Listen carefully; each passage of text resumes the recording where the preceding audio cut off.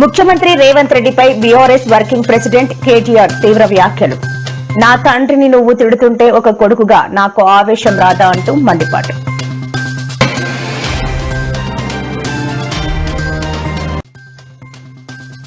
నేడు కీలక నేతలతో భేటీ అయిన కేసీఆర్, వేడెక్కుతున్న తెలంగాణ రాజకీయం.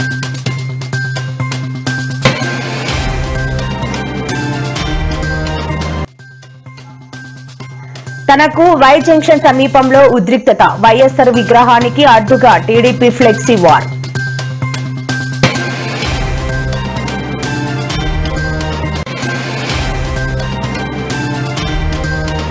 నేడు తిరుపతిలో రమ్ భారతీయ విజ్ఞాన సమ్మేళన సదస్సు పాల్గొన్న ఏపీ సీఎం చంద్రబాబు.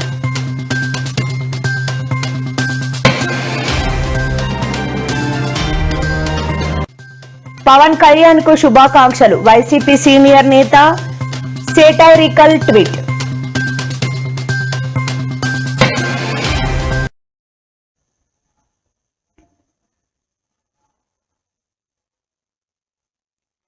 ముఖ్యమంత్రి రేవంత్ రెడ్డిపై బీఆర్ఎస్ వర్కింగ్ ప్రెసిడెంట్ కేటీఆర్ తీవ్ర వ్యాఖ్యలు చేశారు. తెలంగాణ భవన్ లో కేటీఆర్ మాట్లాడుతూ రేవంత్ రెడ్డి భాష విని తెలంగాణ ప్రజలంతా అసహించుకుంటున్నారని తెలిపారు. ఒక రోజు కాదు, 2 రోజులు కాదు, అధికారంలోకి వచ్చిన 2.5 ఏళ్లుగా కేసీఆర్ ను తిడుతూనే ఉన్నారని అన్నారు.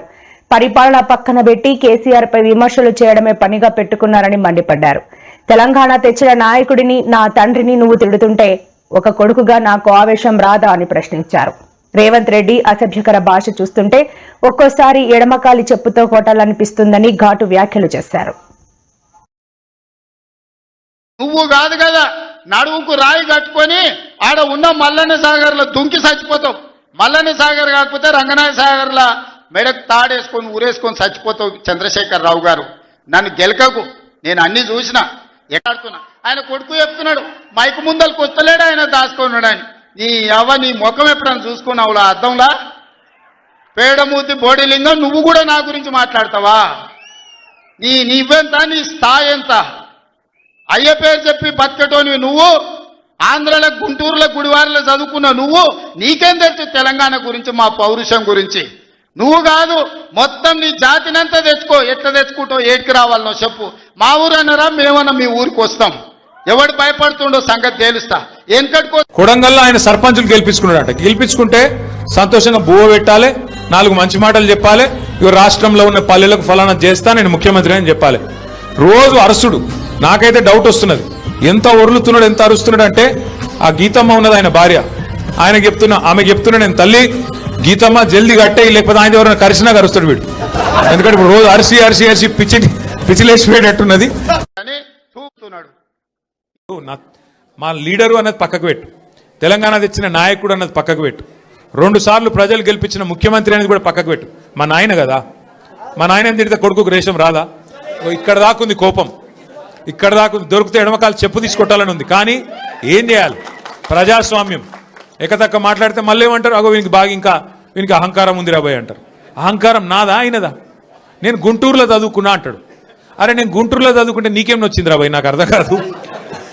అప్పుడు ఆంధ్రప్రదేశ్ కలిసి ఉండే, నేను గుంటూరులో చదువుకున్నా, మళ్ళీ హైదరాబాద్లో చదువుకున్నా, పూనాలో చదువుకున్నా, అమెరికాలో చదువుకున్నా, నేను ప్రపంచం అంతా చదువుకున్నా. నీలక చదువు సందే లేకుండా తిరగలేదు. మీ అమ్మాయి నీకు చక్కగా తోవ చూపెట్టలేదు, నేనేం చేయాలి? దానికి నీ ఏడిపోయింది నా మీద. అవో వీనికి ఇంగ్లీష్ వస్తుంది అంటాడు. అరే నాకు వస్తే నీకేం నొప్పిరా నాయన? నేర్చుకో. నేను హిందీ నేర్చుకున్నా, ఉర్దూ నేర్చుకున్నా, రేపు అవసరమైతే గోర్మాటి భాష నేర్చుకుంటా. నువ్వు నేర్చుకో. నేను ఎవడ నాపిండా? నిన్ను వద్దన్నాడు ఎవడన్నా? నువ్వు కూడా నేర్చుకో. దానికి కూడా ఏడిపోయి నా మీద. నేనేం చేసిన? ఇంకొక అంటే నాకు ఎక్కడ గమ్మత్ అనిపిస్తుంది అంటే, నేను ఆంధ్రాకి పోయి ఇంటర్మీడియట్ చదువుకుంటే తప్పట, కానీ ఆయన ఆంధ్రాకి వెళ్ళి అల్లుడిని మాత్రం తెచ్చుకోవచ్చట. ఈ అమ్మ ఇది ఎక్కడ కథ రాబోయ్? అందుకే ఇక ఆయన పేరు ఏం పెట్టినట్టుగా నేను ఇట్లా లాభం లేదని చెప్పి మనోని పేరుగా అల్లుడు భీమవరం కదా, అందుకే ఈయన చిట్టినాయుడు పేరు కూడా భీమవరం బుల్లోడు అని పెడితే అయిపోతుంది. ఓకే వెలుగు భీమవరం బుల్లోడు మనకు నీతులు చెప్తున్నాడు. అరే ఆంధ్ర అంటే మరి ఆంధ్ర వల్ల ఓట్లు కావాలి, ఆంధ్ర వల్ల చుట్టూ తిరగాలి, కానీ మళ్ళీ ఆంధ్రాని మాత్రం నేను పోయి చదువుకుంటే నీకు నచ్చినది. నీకేం బాధ అవుతుంది నాకు అర్థం కాదు.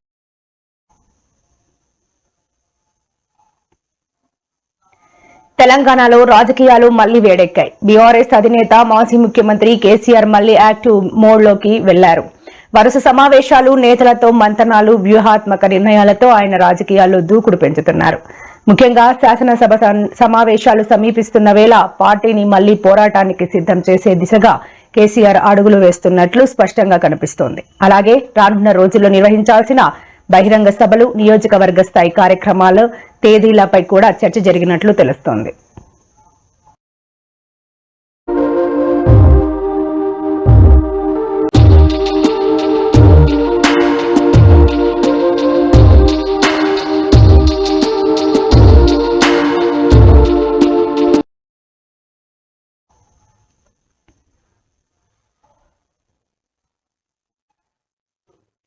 తెలంగాణలో అభివృద్ధి పూర్తిగా పక్కదారి పట్టిందని, అధికార ప్రతిపక్ష పార్టీలు కేవలం బూతులు తిట్టుకోవడానికే పరిమితమయ్యాయని కేంద్ర సహాయ మంత్రి బండి సంజయ్ తీవ్రంగా విమర్శించారు. రాష్ట్రంలో అభివృద్ధి, జవాబుదారీతనం అనేవే లేకుండా పోయాయని, కేవలం వ్యక్తిగత దూషణలు తప్ప మరేమీ లేవని ఆయన ఆరోపించారు. ఈ సందర్భంగా బండి సంజయ్ మాట్లాడుతూ ముఖ్యమంత్రి రేవంత్ రెడ్డి, మాజీ సీఎం కేసీఆర్ ప్రజా సమస్యలను గాలికొదిలేసి అసభ్య పదజాలంతో పరస్పరం దూషించుకుంటున్నారన్నారు. ఈ ప్రభుత్వము కమిషన్లకు అలవాటు పడ్డారు. ఇవాళ ఏడ చూసినా కూడా కమిషన్లు పంచుకోవడంలో కొట్టాడుకుంటున్నారు అని చెప్పి, కమిషన్లు ఇవ్వకుంటే ఏం పనులు జరిగాయి, బిల్లు పేమెంట్స్ ఎక్కడ జరిగాయని చెప్పి ఇలా పూర్తిగా ప్రజల లోపల చర్చ జరుగుతున్నది వాస్తవం కూడా. దీన్ని ఏ మంత్రి ఖండించాలి? ఇంతవరకు అన్ని విషయాలు ఖండిస్తారు, ఖండిస్తలేరు. ఎందుకంటే ఆధారాలు ఉన్నాయి.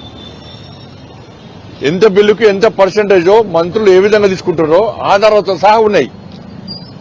చివరకు కాంట్రాక్టర్లు పోయి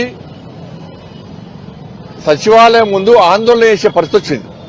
సర్పంచ్ అంటే ఒక మంచి వాతావరణం ఉండాలి.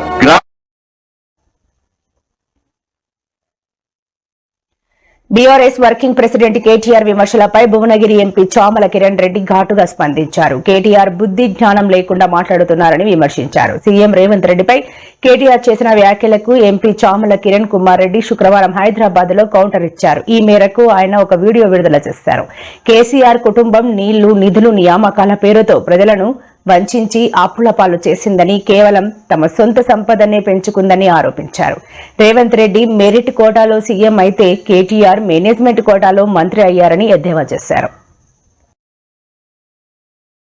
ఈరోజు హైదరాబాద్ నగరంలో ఎక్కడో మీరు మళ్లీ తొడలు కొడుతూ, నేను ఈ బూతులో నిన్నటి మొన్నటి జరిగినటువంటి చర్చలో నేను భాగస్వామ్యం కాలేదు, నేను కూడా బూతులు మాట్లాడాలి, నేను కూడా పంచులు కొట్టాలి అన్న ఉద్దేశంతో ఇవాళ ఎక్కడో ఒక మీటింగ్ పెట్టి, ఆ మీటింగ్ సందర్భం ఏందో గానీ ఒకటే ఒక సందర్భం అయితే పెట్టుకున్నాం, ఒకటే ఒక ఇష్యూ అయితే పెట్టుకున్నాం. ఏంది?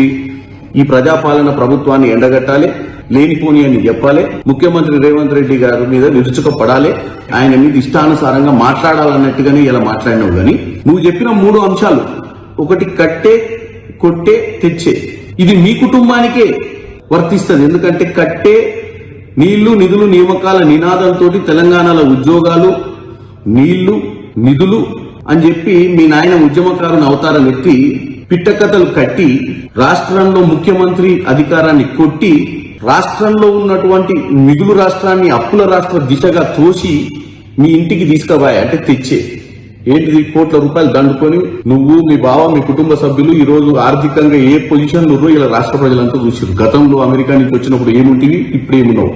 సో ఈ కట్టే, కొట్టే, తెచ్చే మనకే వర్తిస్తుంది. ఇక నువ్వు రాష్ట్ర ప్రభుత్వం గురించి కూల్చివేతలు, పేల్చివేతలు, ఎగవేతలు అంటున్నావు. కూల్చివేతలు ఏంటి? ఇవాళ రాష్ట్రం, ఇవాళ నువ్వు మాట్లాడేది హైదరాబాద్ నగరంలో. హైదరాబాద్ నగరంలో ఉన్నటువంటి చాలా మంది కాలనీలో ఉన్న ప్రజలు ఈ రోజు సంతోషం హైడ్రా మీద వ్యక్తం చేస్తున్నారు. ఎందుకంటే మీ హయాంలో నాలాల మీద ఇల్లులు కట్టి ప్రతి వానకాలం వచ్చినప్పుడు ఆ చుట్టుపక్కల ఉన్నటువంటి ప్రాంతాలన్నీ మునిగి వాళ్ళ ఆస్తు నష్టం జరుగుతుంది. ఇవాళ హైడ్రా వచ్చినాక ఈ నాలాల మీద ఉన్న ఇల్లులు, కాలనీలను కబ్జా చేసి, పార్కులను కబ్జా చేసి నీ హయాంలో నీకున్నటువంటి దండుపాల్యం సైన్యం దోచుకున్న పరిస్థితిని ఈ రోజు హైడ్రా కూల్చివేస్తుంది. ఎవరి కోసం? ప్రజల కోసం. సో ఇది కూల్చివేతల గురించి నువ్వు చెప్పేది. ఇదే హైదరాబాద్ ప్రజలకు కూల్చివేతలు అంటే ఇదే కదా నువ్వు చెప్పింది. హైడ్రా చేసే కూల్చివేతల గురించి కదా. ఇక పేల్చివేతలు అంటే ఎక్కడ పేల్చిదే? నీ హయాంలో 2023లో మేడిగడ్డ కుంగింది, పేలలే. పేలితే పేలుతుంది. కుంగడం అంటే కింద భూమిలో పునాదులు బాలైనప్పుడు కుంగుతాయి. కుంగిన దానికి కూడా నువ్వు వీలైనంత వరకు ఎలక్షన్ల టైంలో నీ భాగవతం బయటపడ్డది పైన భగవంతుడే చూసి సమయానికి ప్రజలు మళ్ళీ మన తప్పిదంగా మీ దరిద్ర పాలనకు ఓటేస్తారేమోనని స్వయాన దేవుడే ఆ రోజు వాస్తవ పరిస్థితిని చూపించే విధంగా అది కుంగింది. ఎందుకంటే అది ఆ 1-2-3 నెలలు కుంగకపోతే మీరు గొప్పగా చెప్పుకొని కాళేశ్వరం గురించి మళ్ళీ అధికారంలోకి వచ్చి దండుకుందామన్న ఆలోచన మీది.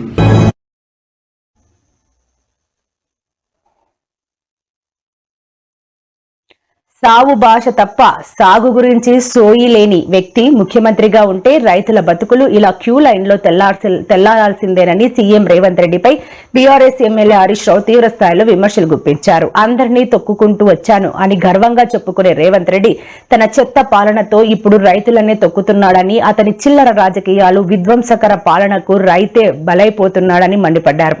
మీరు జూబ్లీ హిల్స్ ప్యాలెస్ లో కూర్చుంటే రైతులు మాత్రం తెల్లవారుజాము నుంచే ఎముకల కొరికే చలిలో చెప్పులు క్యూలో పెట్టుకుని యూరియా కోసం ఎదురు చూస్తున్నారని ఆవేదన వ్యక్తం చేశారు. కేసీఆర్ ఉండగా 200 పెన్షన్ 2000 చేస్తా అంటే గెలిచినాక నెలకే 2000 రూపాయల పెన్షన్ చేసిండు కేసీఆర్. ఒక్క నెలలో చేసిండు. రేవంత్ రెడ్డి గెలిచి 2 ఏళ్ళ 2000 4000 అంటే ఎడవైంది వచ్చిందా 4000? అక్క చెల్లెళ్లకు మహాలక్ష్మి 2500 అన్నాడు. 2 ఏళ్ళైనా మహాలక్ష్మి దిక్కే లేదు. మహాలక్ష్మి రాదు, 4000 పింఛన్ రాదు. అన్ని మోసం. 2 లక్షల ఉద్యోగాలని పిల్లల్ని మోసం చేసిండ్రు. ఇక పైకేమో అంత అర్థమైపోయింది ఆయనకు. అంతా ఇప్పుడు ఏంటంటే డబ్బా ప్రచారం. ఇక రైజింగ్ సీఎం అంటుండు. ఈయన రైజింగ్ సీఎం కాదు, ఫ్లయింగ్ సీఎం 61 సార్లు ఢిల్లీ పోయిండు. రైజింగ్ ఏం లేదు, అంతా ఫ్లయింగే. ఉత్త మాటలు. ఇలా ప్రజలుగా యూరియా కూడా సరఫరా చేయలేని చేతగాని దద్దమ్మ ప్రభుత్వం కదా. ఎరువు బస్తాలకు ఇబ్బంది అయిందా లేదా? మొన్న అయిందా లేదా? ఇప్పుడేందే మళ్ళీ యాప్ పెట్టిండట. యాప్ ఇవాళకెళ్ళి యాప్లో పెట్టు అంటే ఆ యాప్ వస్తుందా లేతలేదు. అది వస్తనే లేదు. యాప్ టెక్నికల్ ప్రాబ్లం అంటుంది. ఇక ఇట్లున్నది రేవంత్ పాలన. ఈ